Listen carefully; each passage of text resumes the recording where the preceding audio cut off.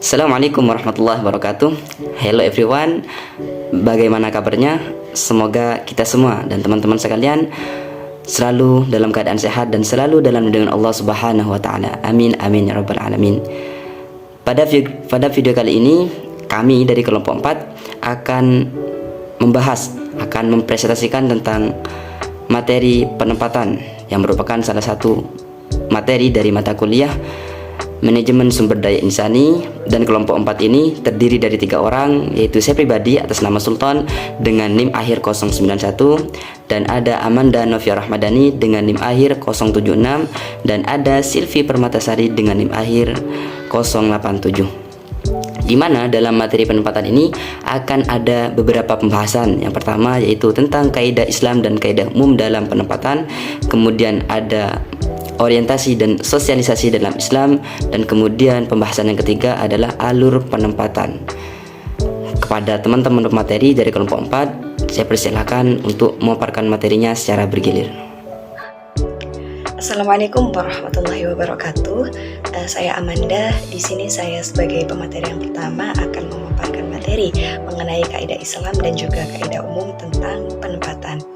Nah, namun sebelum menuju pembahasan terkait kaidah penempatan tersebut, baik dalam Islam maupun secara umum, terlebih dahulu saya akan menjelaskan terkait apa sih penempatan itu.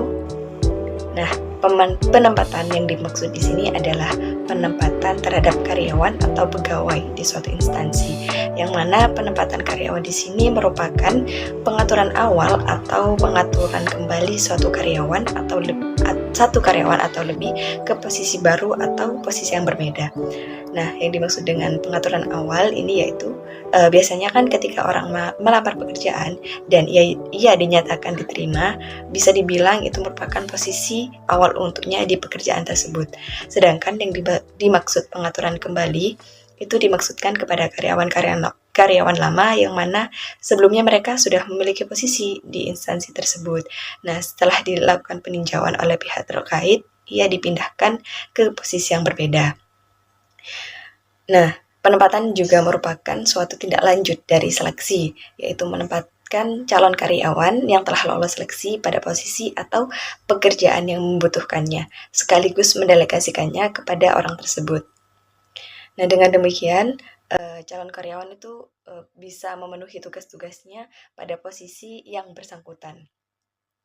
Nah, penempatan itu tidak hanya untuk karyawan baru, namun juga berlaku bagi karyawan lama yang mengalami alih tugas dan juga mutasi. Untuk selanjutnya, saya akan memaparkan materi terkait kaidah Islam dan juga kaidah umum tentang penempatan. Dan yang pertama yang akan saya bahas adalah kaidah Islamnya tentang penempatan, yaitu bahwa seorang karyawan tuh harus ditempatkan pada pekerjaan yang sesuai dengan keinginan, kebutuhan, dan juga pikirannya, sehingga ia dapat menekuni. Dan sebelum memberikan tugas pada karyawan tersebut, hendaknya kita kenali kemampuannya terlebih dahulu. Karena apa? Karena pada prinsipnya tugas tersebut diberikan sesuai dengan kemampuan atau keahliannya. Dan dalam firman Allah Subhanahu wa taala Quran surat Al-An'am ayat 152 yang artinya kami tidak memikulkan beban kepada seseorang melainkan sekedar kesanggupannya. Nah, kemudian jika membutuhkan karyawan dengan keahlian khusus, jangan menugaskan karyawan umum. Nah, karena hal tersebut sudah tertera dalam Al-Quran surat An-Naml ayat 38 yang mana diceritakan bahwa ketika Nabi Sulaiman meminta untuk memindahkan singgasana Ratu Balkis, beliau mengajukan permintaan tersebut kepada para pembesar. Nah, orang-orang pilihan dari setiap kaum. Nah, berikut arti dari ayat tersebut.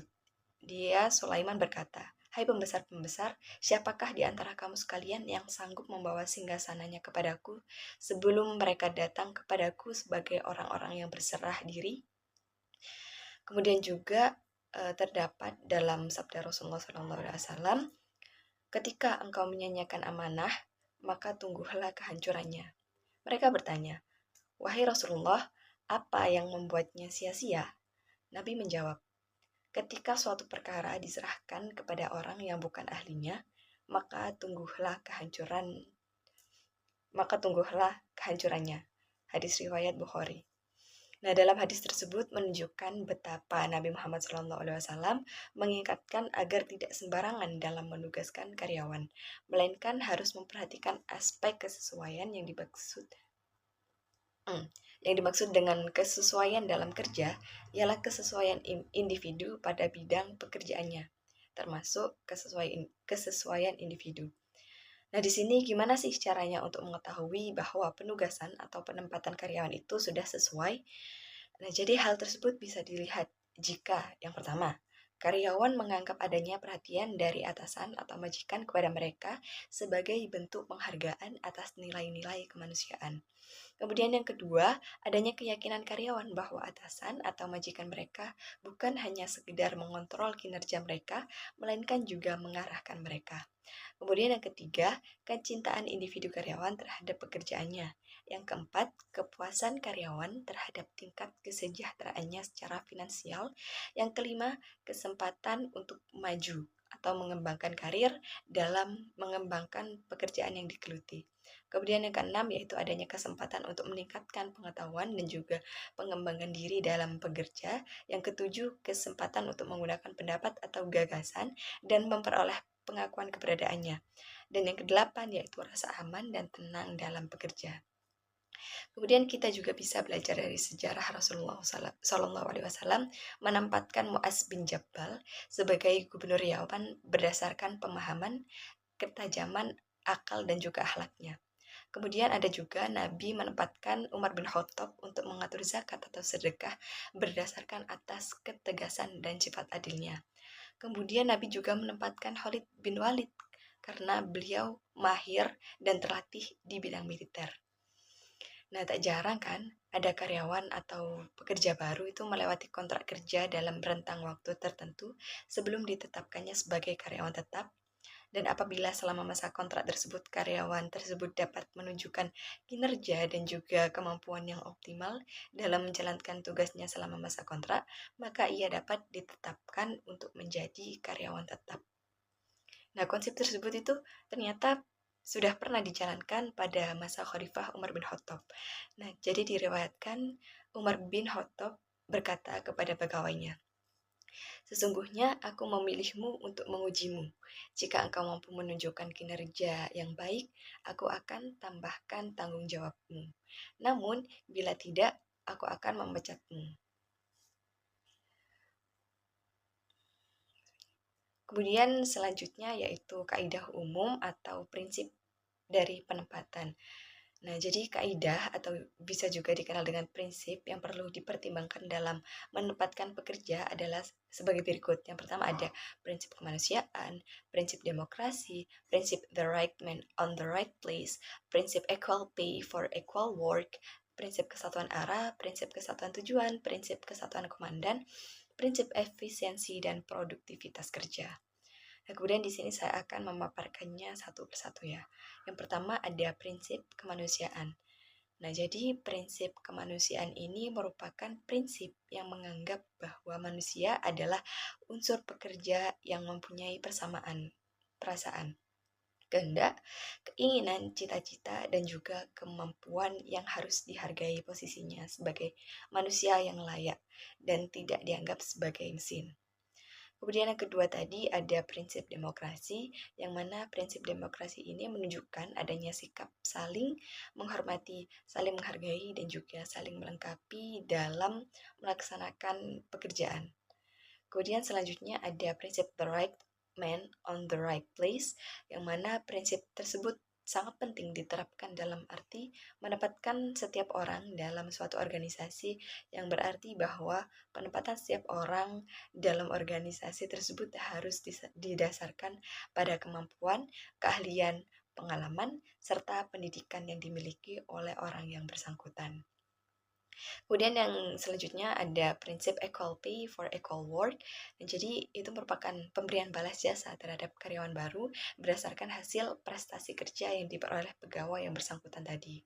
Kemudian selanjutnya ada prinsip kesatuan arah, yang mana prinsip tersebut diterapkan dalam perusahaan untuk setiap karyawan yang bekerja agar ia dapat melaksanakan tugasnya, dan dibutuhkan kesatuan arah, kesatuan pelaksanaan tugas sejalan dengan program dan rencana yang digariskan. Kemudian selanjutnya ada prinsip kesatuan tujuan, yang mana prinsip tersebut erat kaitannya dengan kesatuan arah, yang artinya pengarahan karyawan harus tetap fokus pada tujuan yang ingin dan juga akan dicapai. Kemudian selanjutnya ada prinsip kesatuan komandan, yang mana karyawan yang bekerja selalu dipengaruhi oleh adanya komando atau perintah yang harus diberikan, sehingga setiap karyawan hanya memiliki satu orang atasan.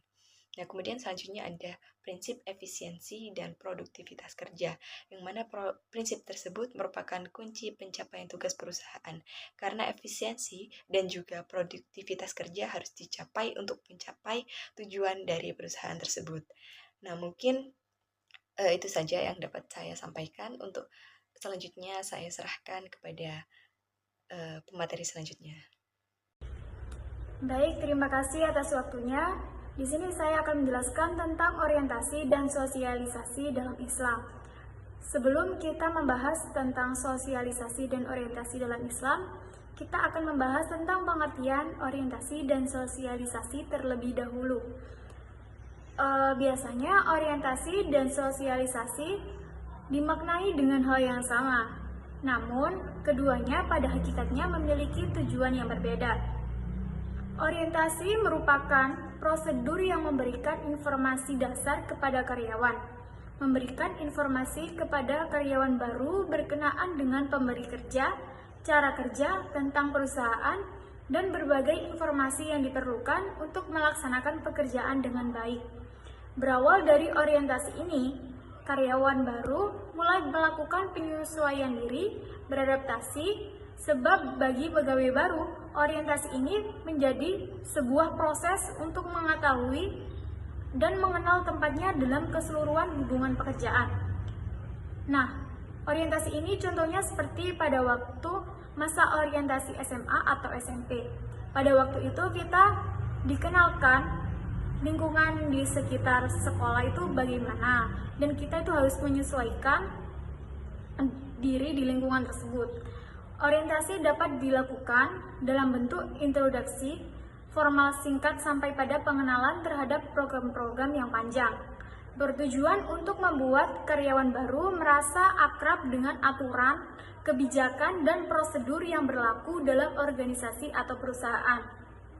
Selanjutnya yaitu tentang sosialisasi. Sosialisasi menjadi langkah pertama memperkenalkan budaya organisasi atau perusahaan kepada karyawan baru. Hal ini dilakukan secara terus-menerus guna menanamkan atau mempengaruhi karyawan dengan sikap, standar, nilai, dan pola perilaku yang diharapkan oleh perusahaan. Dimulai sejak masa orientasi, dan hal ini merupakan upaya mentransformasikan karyawan baru menjadi anggota organisasi atau perusahaan yang efektif. Melalui keseluruhan proses sosialisasi, mereka itu diharapkan akan mampu beradaptasi dengan lingkungan internal organisasi atau perusahaan. Melalui proses ini, pegawai memiliki keinginan untuk diterima, melakukan internalisasi tentang cara berpikir dan bertindak di dalam organisasi atau perusahaan, dan membuat mereka merasa memiliki terhadap organisasi. Dengan demikian, rasa terasing berkurang, produktivitas lambat laun bertambah, dan stabilitas emosi terjamin. Sebagai pegawai baru yang mulai masuk dunia kerja, biasanya mereka merasa khawatir atau takut atau canggung. Ada perasaan takut berbuat salah atau menjadi bahan pembicaraan pegawai lama atau atasan. Mereka membutuhkan bimbingan dengan penuh kasih sayang hingga mereka dapat melalui hari-hari sulitnya dan dapat merasakan bahwa mereka adalah bagian dari anggota organisasi secara utuh. Oleh karena itu, atasan perlu memberikan perhatian ekstra guna membantu karyawan baru dengan cara yang bijaksana tanpa merendahkan karyawan baru tersebut. Dalam Al-Quran terdapat firman Allah, surah An-Nahl ayat 125.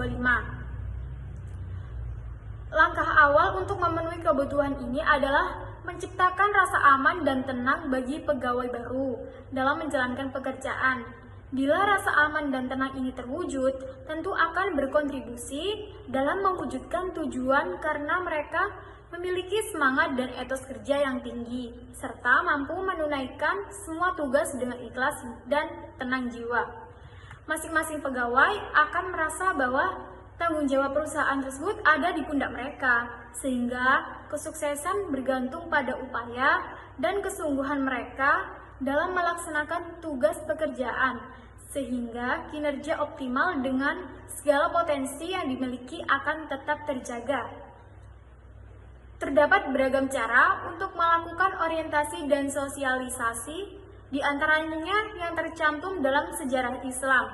Khalifah Umar bin Al-Khattab melakukan orientasi dan sosialisasi dengan cara memanfaatkan musim haji.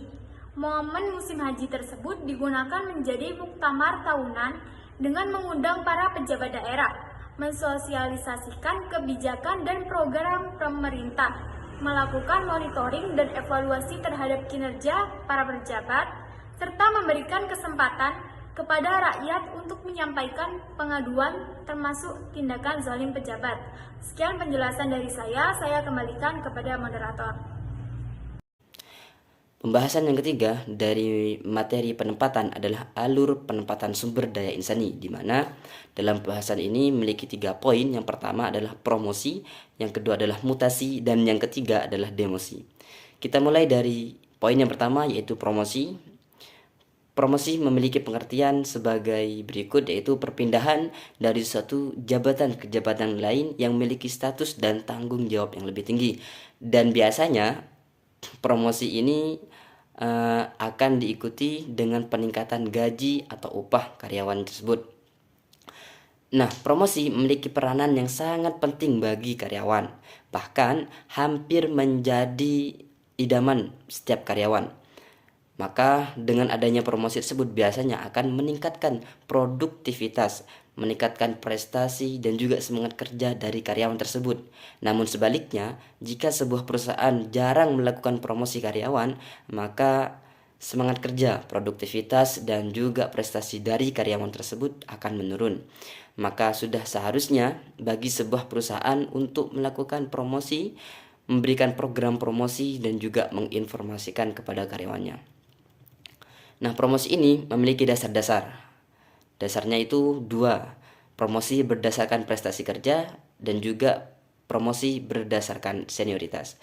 Nah, promosi yang didasarkan pada prestasi kerja itu menggunakan hasil penilaian atas hasil kerja yang sangat baik. Dengan demikian, promosi tersebut dapat dipandang sebagai penghargaan sebuah organisasi atau sebuah perusahaan atas prestasi anggota atau karyawannya.